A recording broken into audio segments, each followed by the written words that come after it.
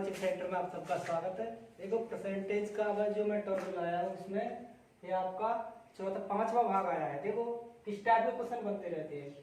चीनी के मूल्य में 10% की कमी होने पर इसकी खपत में कितने प्रतिशत वृद्धि करनी होगी कि इस मद में खर्च पर कोई परिवर्तन ना हो।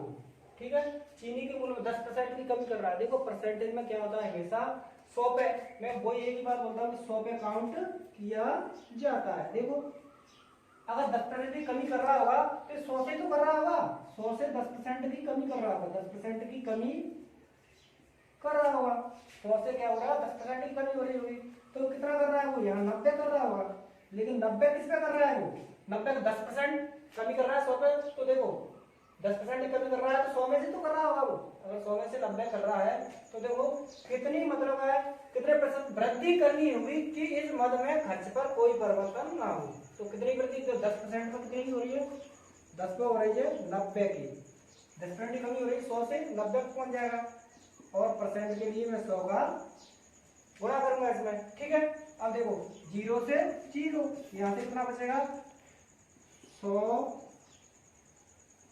बटे 9। यहाँ से आप इसे डिवाइड कर रहे होंगे तो आपका आ रहा होगा, देखो 11 9 99 11, देखो 9 एकन 9, एक बार जा रहा होगा तो 11 सही 1/9%। इतना मतलब है करनी होगी इस मद में खर्च पर कोई परिवर्तन ना होगा। इतनी होने पर आपका ये बी ऑप्शन इसका सही आंसर आ रहा है। एक क्वेश्चन देखो, जब एक खिलौने के मूल्य में 20% की वृद्धि हुई तो बेचे गए खिलौने की संख्या 15% कम हो गई, दुकान की कुल बिक्री पर क्या प्रभाव पड़ा। इसमें मतलब देखो पहले क्या मूल्य में क्या है, 10% की 20% की वृद्धि हुई है। पहले क्या हुआ है, इस दुकान में 20% की 20% की वृद्धि हुई है। फिर खिलौने की संख्या में 15% की कमी कर ली गई है। 15% की कमी हुई है खिलौनों की संख्या में, 15% की कमी हुई है। देखो 20% की वृद्धि हुई है बेचे गए में, फिर क्या संख्या में 15% की कमी हुई है। यहाँ से मैं फ्रैक्शन बना रहा होगा तो यहाँ से इसका फ्रैक्शन देखो 20% का फ्रैक्शन बनेगा आपका 1/5, इसका फ्रैक्शन बनेगा, देखो 15% का फ्रैक्शन में बनाऊंगा तो यहाँ से आपका बनेगा 3/20, ये इसका फ्रैक्शन है। ठीक है, देखो पहले क्या किया था 15, कोई चीज पहले क्या रहा 1/5 है, कोई चीज क्या वृद्धि कर रहा है तो पहले 5 हो रही होगी, फिर वो 1 की वृद्धि कर रहा है उसमें 1 की, तो ज्यादा क्या 6 हो रही होगी। अब देखो यहाँ 20 है, कोई मूल्य क्या है 20 है, खिलौने की संख्या कोई 20 है, अगर उस पर 3 की कमी हो रही है तो 17 पे जा रही होगी। तो यहाँ से देखो पहले 5 चीज है, कोई 1 वृद्धि कर रहा है उसकी तो वो 6 हो रही होगी 6। यहाँ से देखो कोई संख्या 20 है, 20 है तो वो क्या है, इस पे क्या कमी कर रहा है, तो कमी कितने 20 पर 3 की कमी कर रहा है, 20 की क्या है 20 पे क्या है 3 की कमी कर रहा है, तो यहाँ से कितना हो रहा है 17 हो रहा होगा। तो यहाँ से देखो इन दोनों में बड़ा होता है। ठीक है, तो क्या हो जाएगा, यहाँ से हो जाएगा 20 पंजा 100, 17 से 6 से 17 छक्का 102।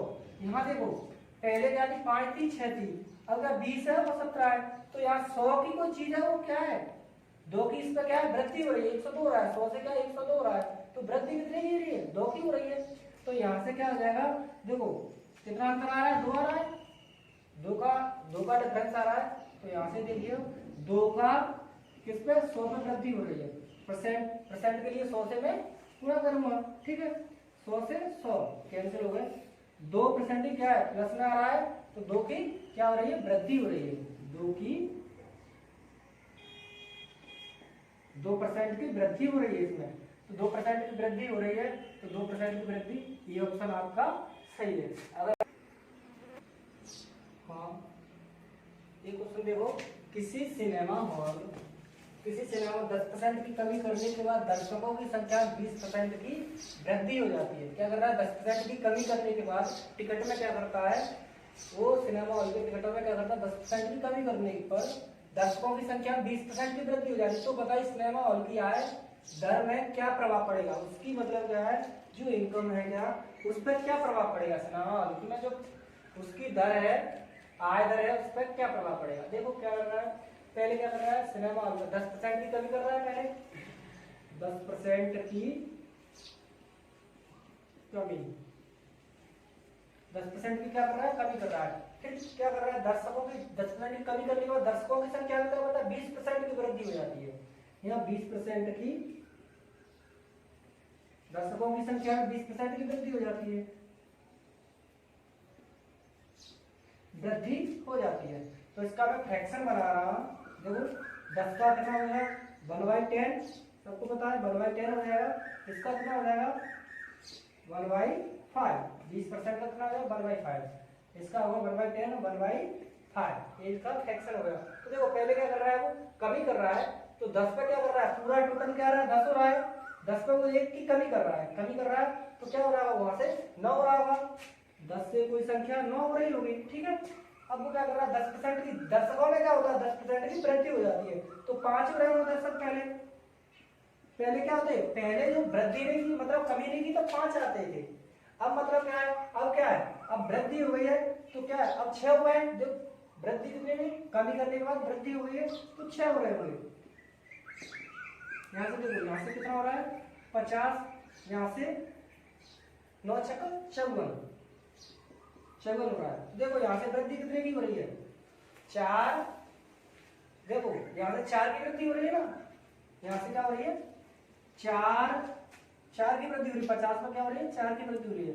तो देखो 4 की यहाँ प्लस में, देखो आगे बढ़ गया, यहाँ वृद्धि हो रही है, 54 हो रही है, तो लेकिन वो कितने पर रही है, ये हो रही है 50 पर, 50 पर वृद्धि हो रही है, 50 पर वृद्धि 4, 50 पे वृद्धि हो रही है 4 की, लेकिन परसेंट कितने प्रतिशत की गुजरा, तो परसेंट के लिए मैं क्या करूंगा, 100 से गुणा करूंगा इसमें, ठीक है।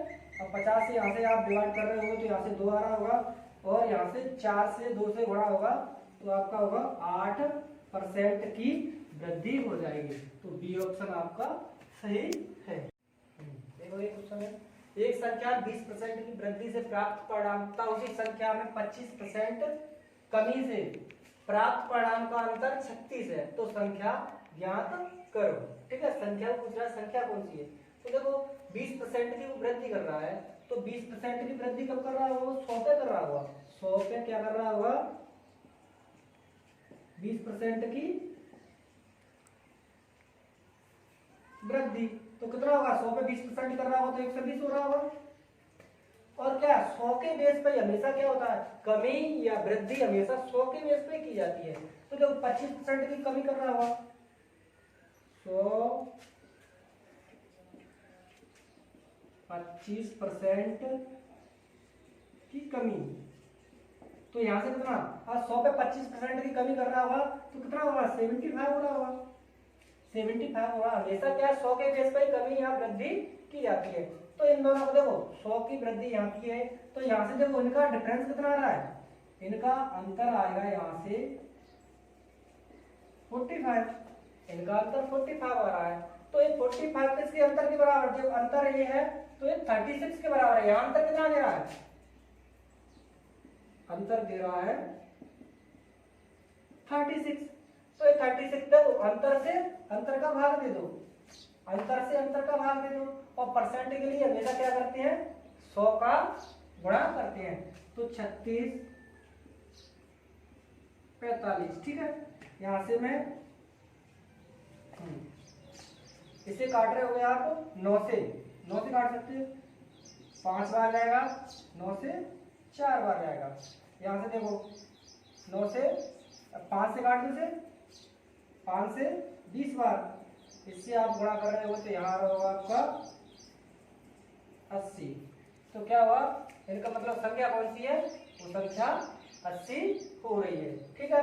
और दूसरे मतलब क्या, यहाँ ऐसा भी नहीं करते, तो मतलब एक अंतर और मतलब वृद्धि कमी होने पर हमेशा देखो वृद्धि कर रहा है, कमी कर रहा है, तो अंतर हमेशा यहाँ से आप प्लस करके भी ले सकते हो, 20 और 25 को ऐड करोगे तो या 45, या ऐसे कर सकते हो, आपकी समझ में आया तो डायरेक्टली ऐसे भी कर सकते हो, 20 और 25 को आप ऐड करके अंतर ले सकते हो, अंतर से अंतर का हमेशा भाग देना है। देखो जो चीज है, जो जिसकी यूनिट है उसी यूनिट के हिसाब से भाग देना है। अंतर दे रहा है तो इन दोनों का डिफरेंस लेना पड़ेगा। यार डिफरेंस ही तो दे रहा है, मतलब क्या है, ये क्या है, इन दोनों का डिफरेंस ही तो है। इनका डिफरेंस कितना हो रहा है, 36 हो रहा है। अगर मैं इससे अंतर का भाग देने के बाद आप संख्या ज्ञात कर सकते हो। हाँ देखिए अगला एक क्वेश्चन है, यदि आयत की लंबाई में 25% वृद्धि हो जाए और चौड़ाई 20% घट जाए। देखो 25% बढ़ जाए और चौड़ाई 20% घट जाए तो आयत के क्षेत्रफल में क्या परिवर्तन होगा। आयत के क्षेत्रफल में क्या परिवर्तन होगा। देखो लंबाई क्या कर रहा है, 25% बढ़ा रहा है। लंबाई वो आयत की लंबाई क्या कर रहा है, 25% बढ़ा रहा है। ठीक है, 25% का है, वृद्धि कर रहा है। और चौड़ाई में क्या कर रहा है, 20% कमी कर रहा है या घटा रहा है, कमी। ठीक है, इसका मैं फ्रैक्शन बनाऊंगा। देखो 25 का बनेगा, फ्रैक्शन बनेगा 1/4, 20 का यहां से बनेगा 1/5। ठीक है, अब देखो लंबाई में क्या कर रहा है, पहले क्या है लंबाई उसकी, अगर वो बढ़ा रहा है, पहले लंबाई 4 हो रही होगी, पहले लंबाई कितनी हो रही होगी आपकी 4, बढ़ा रहा है 1 बढ़ रही है, तो फिर लंबाई कितनी हो रही होगी, पहले क्या होगी 4 हुई लंबाई, अब 25% वृद्धि कर रहा है तो 5 हो रही होगी। अब क्या चौड़ाई में क्या कर रहा है, पहले चौड़ाई क्या हो रही होगी 5 हो रही होगी, अब क्या कर रहा है 20% की वो क्या है कमी कर रहा है, घटा रहा है उसे। तो क्या कर रहा है, अगर देखो 5 से 1 घट रही होगी तो यार 4 हो रही होगी। मैंने बोला यहाँ पर इसमें बड़ा, यहाँ देखो 20, यहाँ भी 20 आ रहा है, तो देखो यहाँ से कोई परिवर्तन नहीं हो रहा है, यहाँ क्या हो रहा है, जीरो का कोई परिवर्तन नहीं हो रहा है। ठीक है, तो जीरो का कोई परिवर्तन नहीं हो रहा है, तो यहाँ जीरो बच रहा है, जीरो बच रहा है। तो जीरो बच कितने पर रहा है, 20 पर रहा है। परसेंट के लिए तो क्या करूंगा, अगर आप 100 से गुणा करें परसेंट के लिए 20 से काट दूंगा 5 बार, यार 5 से 0 से गुणा करूंगा तो 0। तो इसका मतलब क्या है, ये हमेशा अपरिवर्तित रहेगा, कोई परिवर्तन नहीं आएगा। तो सी ऑप्शन आपका सही है।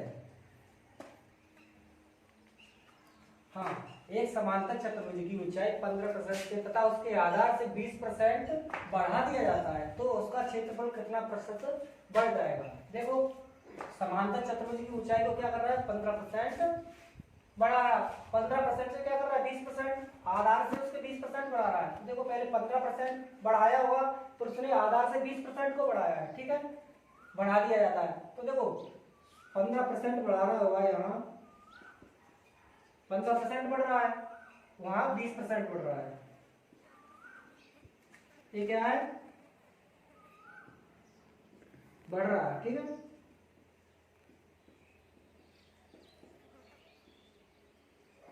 दोनों क्या है बढ़ रहे हैं। इसका फ्रैक्शन बनाऊंगा मैं 15% का फ्रैक्शन आपका बनेगा 3/20, या 20 का बनेगा 1/5। देखो पहले क्या कर रहा है 15 से बढ़ा रहा है, तो देखो 20 पहले क्या होगा 20 हो रहा होगा और 15% बढ़ा रहा होगा 23 हो रहा होगा, ये 20 पे 3 बढ़ रहा है, तो पहले हो रहा है 20 फिर हो रहा है 23। ठीक है, 20 से क्या है 3 बढ़ रहा है, और दूसरा क्या कर रहा है आधार से बढ़ा रहा है वो, तो क्या कर रहा है 5 कर रहा है और फिर बढ़ा रहा है, तो यहाँ से 6 हो रहा है, यहाँ से क्रॉस चलता है सबको पता है, यहाँ से 20 से मैं 5 से यहाँ से 100 आ जाएगा, यहाँ से कितना आ जाएगा 23 छक्का 1 से 38, यहाँ कितने की वृद्धि हो रही है 38 की हो रही है। 38 की किस पे हो रही है 5 को 100 पे हो रही है, तो 38 की हो रही है आपकी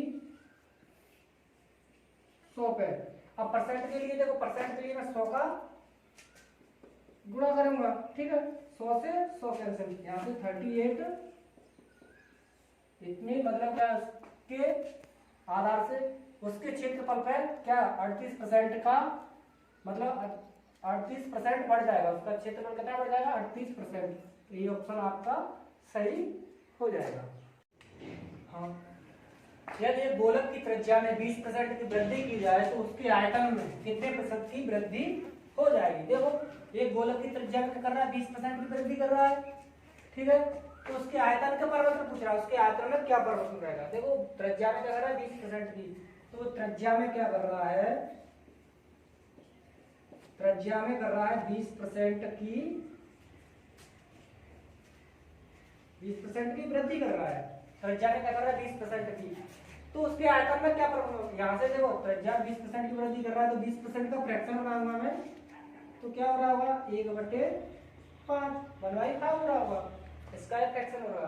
देखो मैंने अभी आपको बताया था, देखो क्षेत्रफल में क्या करते थे, मैं 2 बार कर रहा था। यहाँ देखो 5 से कोई चीज हो रही होगी, 5 से आपकी कोई चीज हो रही होगी, वो 6 वृद्धि कर रहा है तो 6 हो रही होगी। पहले क्या होगी, त्रिज्या की 5 होगी, फिर क्या होगी 6 होगी, फिर क्या होगी, फिर 5 हो रही होगी, फिर 6।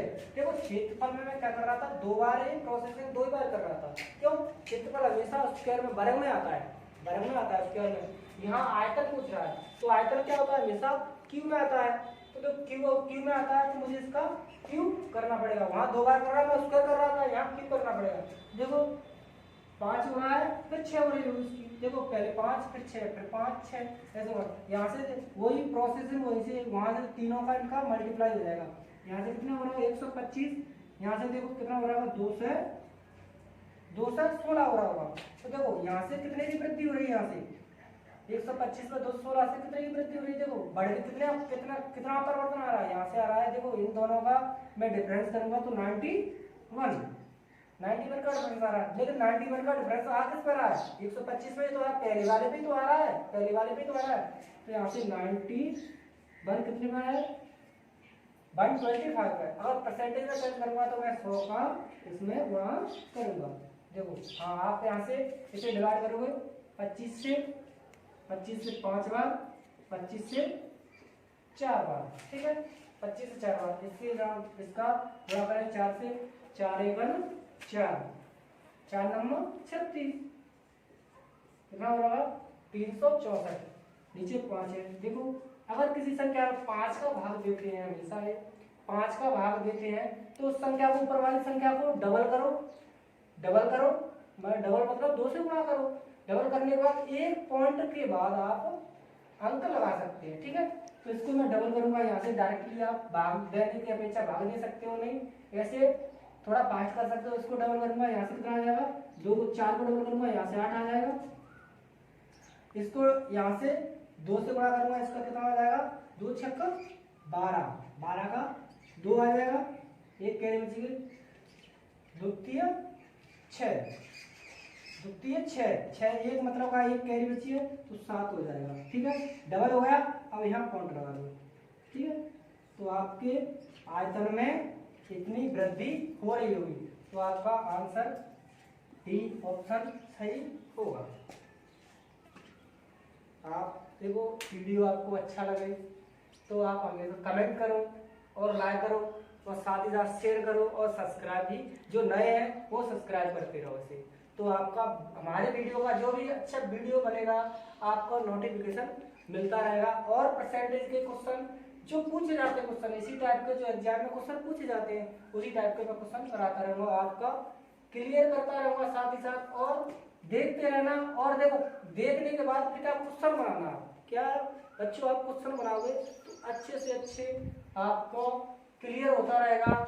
और ये भी जरूरी है कि बार बार देखा रहो। देखो हर एग्जाम आ रहा है, अब देखो अब कोविड के बाद सारी वैकेंसी आएंगी, तो आप तैयारी करने के लिए देखो मेहनत करो तो आपका भी सिलेक्शन हो जाएगा। जय हिंद।